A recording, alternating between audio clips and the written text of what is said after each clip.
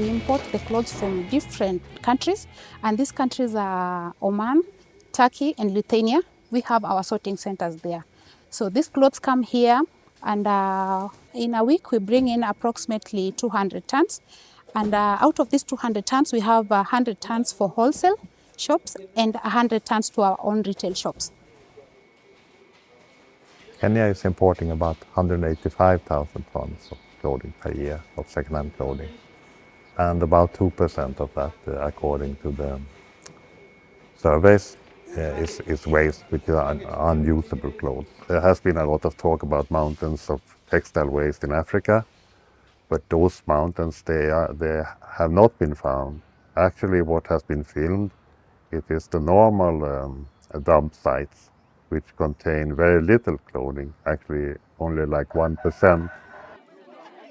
I think the word dumping has a very political effect because it gives the impression that someone is being exploited. So if you look at the pattern of the demand for second-hand clothes in Kenya, it does not fit well, again, it does not fit well with the claim that people in Europe are necessarily dumping here. Because people here find value and actually pay for it. So people are prepared to pay for it. So that, in my view, is strong demand. And that in itself does that.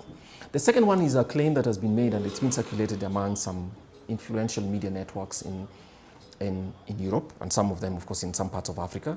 Also, that up to 40% of the imported second-hand clothes into Kenya are actually junk or are going to be disposed of. That's not just untrue, because if you look at the traders and all that, it would be so expensive to import those clothes because they pay a very steep import duty to simply dispose of them here.